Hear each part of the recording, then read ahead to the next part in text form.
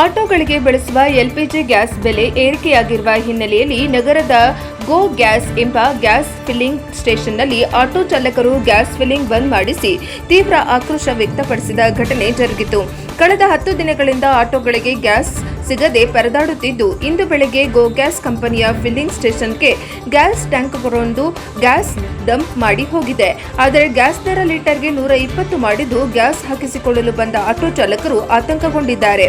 Bharat gas ಸೇರಿ ಬೇರೆ gas filling ಸ್ಟೇಷನ್ನಲ್ಲಿ 91 ರಿಂದ 96 ರು ಲೀಟರ್ಗೆ ದರ ಇದ್ದು, ಆದರೆ ಗೋ ಗ್ಯಾಸ್ ಕಂಪನಿ ಏಕಾಏಕಿ 40 ರು ಏರಿಕೆ ಮಾಡಿ 120 ರು ಪ್ರತಿ ಲೀಟರ್ಗೆ ಹೇಳುತ್ತಿದ್ದು, ಇದರಿಂದ ಆಟೋ ಓಡಿಸಿ ಅದರಲ್ಲಿ ಹಣ ಉಳಿಸುವುದು ಅತ್ಯಂತ ಕಷ್ಟಕರವಾಗಿದೆ ಎಂದು ಆಟೋ ಚಾಲಕರು ಅಸಮಾಧಾನ ವ್ಯಕ್ತಪಡಿಸಿದರು. 2-3 ದಿನಗಳ ಹಿಂದೆ ಲೀಟರ್ಗೆ 84 ರು ದರ ನಿಗದಿ ಮಾಡಿದ್ದರು. ಆದರೆ ಇದೀಗ ಏಕಾಏಕಿ ದರವನ್ನ 120 ರು ಮಾಡಿದ್ದು, ಆಟೋ ಚಾಲಕರು ಬದುಕು ನಡೆಸುವುದು ಕಷ್ಟಕರವಾಗಿದೆ.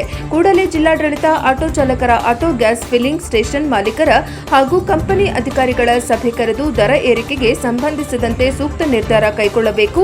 ಇಲ್ಲವಾದಲ್ಲಿ ಮುಂದಿನ ದಿನಗಳಲ್ಲಿ ಡಿಸಿ ಕಚೇರಿ ಮುತ್ತಿಗೆ ಹಾಕಲು ಆಟೋ ಚಾಲಕರು ಒಂದಾಗಬೇಕಾಗುತ್ತದೆ ಎಂದು ಎಚ್ಚರಿಸಿದರು.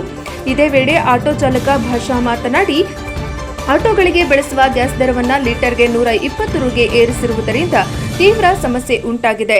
ಹಿಂದಿನಿಂದ 1 ಲೀಟರ್ ಗ್ಯಾಸ್ 89 ರು ಇಂದ 91 ರುಗೆ ಲಭ್ಯವಾಗುತ್ತಿತ್ತು. ಇದೀಗ ದರ ಏರಿಕೆಯಾಗಿರುವುದರಿಂದ ಚಾಲಕರಿಗೆ ಆರ್ಥಿಕ ಭಾರ ಹೆಚ್ಚಾಗಿದೆ. ದರ ಹೆಚ್ಚಳದಿಂದಾಗಿ ಅನೇಕ ಚಾಲಕರು ಗ್ಯಾಸ್ ಹಾಕಿಸಿಕೊಳ್ಳಲು ಹಿಂಜರಿಯುತ್ತಿದ್ದಾರೆ. ಇದರಿಂದ ದಿನನಿತ್ಯದ ಜೀವನ ನಡೆಸುವುದು ಕಷ್ಟವಾಗುತ್ತಿದೆ. ಸರ್ಕಾರ ತಕ್ಷಣ ಗ್ಯಾಸ್ ದರವನ್ನು ಇಳಿಸಿ ಆಟೋ ಚಾಲಕರ ಸಮಸ್ಯೆಗಳಿಗೆ ಪರಿಹಾರ ನೀಡಬೇಕು ಎಂದು ಆಗ್ರಹಿಸಿದರು.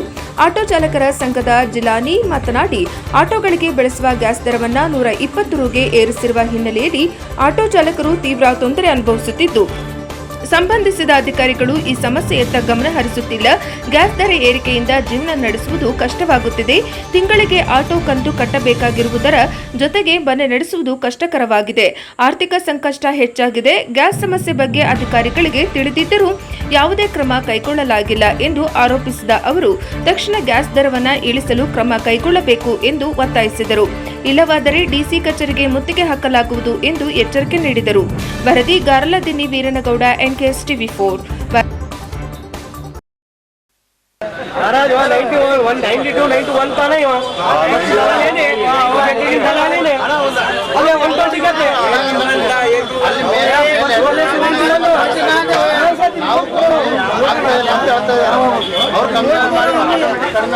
देखो भाई, अभी ना बोलने का मतलब मैं एक बात बोल रहा हूँ।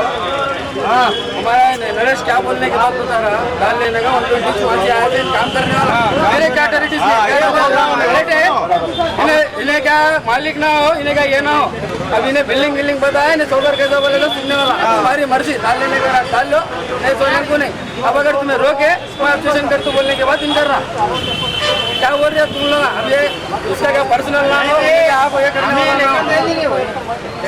देने का देंगे वो फोन डालेगा। हमारा क्या बात करना, पर्सनल बात कर लो।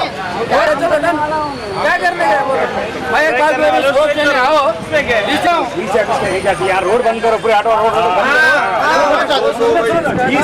एसपी आता MLA सब आता। ಓಕೆ, ಮೊದಲು 55 ರೂಪಾಯಿ ಇತ್ತು ರೀ. 55 ರೂಪಾಯಿಂದ ಕಳಿಸಿ 60 ಮಾತ್ರ ರೇಟ್ ಏರಿತು. ನಾವು 60 ರೂಪಾಯಿ ಆದರೂ ಕೂಡ ಹಾಕ್ಸ್ಕೊಂಡ್ವಿ, 63 ರೂಪಾಯಿ ಆದರೂ ಕೂಡ ಹಾಕ್ಸ್ಕೊಂಡ್ವಿ ಅಂದರೆ 65 ಅಂದರೂ ಅದು ಕೂಡ ಹಾಕ್ಸಿದ್ವಿ. ಈಗ ಲಾಸ್ಟಿಗೆ ಏನಂದರೆ ಕೊನೆ ಹಂತದಲ್ಲಿ ಅವರು ರೇಟ್ನ ಹೆಚ್ಚು ಮಾಡ್ತೀವಿ, ಬೇಕಾದ್ರೆ ಹಾಕ್ಸಿರಿ ಇಲ್ಲ ಬಿಡ್ರಿ ಅಂತ ಅಂದ್ಕೊಳ್ಳಿ ನಾವೇನಿದ್ವಿ. ನಿನ್ನೆ ಅಲ್ಲಿ ಫುಡ್ ಸೆಕ್ಷನ್ ಆಫೀಸರ್ ಬಂದಿದ್ರು, ಆ ಪಂಪ್ನಲ್ಲಿ ಲಾಸ್ಟ್ ಹಂಗೆ ಮಾಡಿ ನಿಗದಿ ಮಾಡಿ 191 ರೂಪಾಯಿ ಮಾಡಿ ಫಿಕ್ಸ್ ಮಾಡಿ ಹೋದರು. 91 ರೂಪಾಯಿ ಮಾಡಿ ಹಾಕಿದ ಕೇಸಿ ನಾವು ಆಟೋ ಚಾಲು ಮಾಡಿ ನಡ್ಸೋಕಿದ್ವಿ. ಅವ್ರೇನಂದ್ರು ಹಾಕೋಕ್ಕಲ್ಕ ನಾವು ದಿನ ಕಂಟಿನ್ಯೂ ತರಿಸಿ ನೀವು ಹಾಕ್ತೀವಿ, ಗ್ಯಾಸ್ ಬಡಿಬೇಡ್ರಿ ಅಂತ ಒಂದು ಟ್ಯಾಂಕ್ ಮಾಡಿ ಖಾಲಿ ಮಾಡಿ ಕಳಿಸಿಬಿಟ್ರು. ಅದಕ್ಕೆ ನಮ್ಮನ್ನು ಪೇರ್ ಪಡೆದು ಅಂದರೆ ಈ ಬೇರೆ 3 ಪಂಪ್ ಅದ, ಈ 3 ಪಂಪ್ನಲ್ಲಿ ಒಂದೇ ಪಂಪ್ ಚಾಲು ಮಾಡ್ರೆ ಇವು 2 ಪಂಪ್ನವರು ಡಿಮ್ಯಾಂಡ್ ಮಾಡಿ ಕುಂತಾರ. ನಮ್ಮದು ಪ್ರೈವೇಟ್ ಗ್ಯಾಸ್ ಅದ, ನಾವು ಪ್ರೈವೇಟ್ ಪಂಪ್ ಅದ, ನಾವು ಕೊಡೋಂಗಿಲ್ಲ, ನಮ್ಮ ಕೈಲಿ ಆಗಂಗಿಲ್ಲ, ಏನು ಮಾಡ್ಕೊಂಡ್ರೆ ಮಾಡ್ಕೀರಿ ಅಂತಾರೆ. ಈಗ ನಾವು ಯಾರಿಗೆ ಮಾಡಬೇಕು, ಯಾರಿಗೆ ಕೇಳಬೇಕು ಹೇಳ್ರಿ, ನಮ್ಮ ಸಂಬಂಧಪಟ್ಟಂಗೆ. ಹಾಂ, ಮೊದಲು ಎಷ್ಟಿತ್ತು ರೇಟ್, ಈಗ ಎಷ್ಟು ಜಾಸ್ತಿ ತೊಗೊಳಕತ್ತಾರ? ಈಗ 45 ರೂಪಾಯಿ ಜಾಸ್ತಿ. ಮೊನ್ನೆ 91 ರೂಪಾಯಿ ಹಾಕಿದಾಗ 35 ರೂಪಾಯಿ ಹೆಚ್ಚು ತೊಗೊಂಡ್ರು. ಈಗ ಇವರೇ ಅಂದರೆ ಪ್ಲಸ್ 50 ಒಂದು ಇದೊಂದು 55 75 75 ರೂಪಾಯಿ ಆಯಿತು. 75 ರೂಪಾಯಿ ಹೆಚ್ಚು ತೊಗೊಬೇಕತ್ತಾರೆ ಈಗ. ಡಬಲ್ ಅದಕ್ಕೆ ಡಬಲ್ 75 ರೂಪಾಯಿ ತೊಗೊಂತಾರೆ ಸಿಂಗಲ್ಗೆ ಡಬಲ್. ಹಾಂ. ಏನು ಹಾಕ್ಬೇಕ್ರಿ? ನಮ್ಗೆ ಗ್ಯಾಸ್ ರೇಟ್ ಕಡಿಮೆ ಮಾಡ್ಬೇಕು ಗೌರ್ಮೆಂಟ್ಲಿಂದ. ಗ್ಯಾಸ್ ಕಡಿಮೆ ಮಾಡಿ ನಮ್ಗೆ ಏನು ದರ ಮಾಡಿರೋ ನಿಗದಿ ಮಾಡಿರೋ ಒಂದು ನಿಗದಿ ಮಾಡಿದ್ರೆ ನಾವು ಒಂದು ಏನೋ ಅನ್ಬೋದು ನಮ್ಗೆ ಪರಿಹಾರ ಸಿಗ್ತದೆ. ಅದಕ್ಕೆ ಈಗ ಆಟೋ ಚಾಲಕರು ನಮ್ಗೆ ದುಡಿಬೇಕಾದ್ರೆ ಭಾಳ ಕಷ್ಟ ಅದ. ಫೈನಾನ್ಸ್ ಕಟ್ಟಬೇಕು, ರಥ ಕಟ್ಟಬೇಕು, ಅಮೌಂಟ್ ಕಟ್ಟಬೇಕು. ಮನೆ ಹೆಣ್ಮಕ್ಳು ಸಾಕಾಗಂಗಿಲ್ಲ ಈಗ ಬಂದ್ರಿ. ನಾವು ದುಡಿಯೋದು 500 ರೂಪಾಯಿ ಇಲ್ಲ 1000 ರೂಪಾಯಿ ಭಾಳ ಕಷ್ಟ ಅದ. ಹಾಂ, ಮನೆ ನಡೆಸೋದು ಭಾಳ ಕಷ್ಟ ಆಗುತ್ತೆ. ಭಾಳ ಕಷ್ಟ ಅದ ಮನೆ ನಡೆಸೋದು. 1000 ರೂಪಾಯಿ ನಡೆಸಕ್ಕೆ ಆಗಂಗಿಲ್ಲ ಮನೆ. ಈಗ ಬೇರೆ ಗೌರ್ಮೆಂಟ್ ಆ ಕಡೆ ಆಂಧ್ರ ಗೌರ್ಮೆಂಟ್ನಾಗ ಆಂಧ್ರದಾಗ 15,000 ರೂಪಾಯಿ ಕೊಡಕತ್ತಾರೆ ಆಟೋ ಚಾಲಕರಿಗೆ. 15,000 ರೂಪಾಯಿ ಕೊಡೋದು ನಮ್ಗೆ 5,000 ಅಟ್ಲೀಸ್ಟ್ 5,000 ರೂಪಾಯಿ.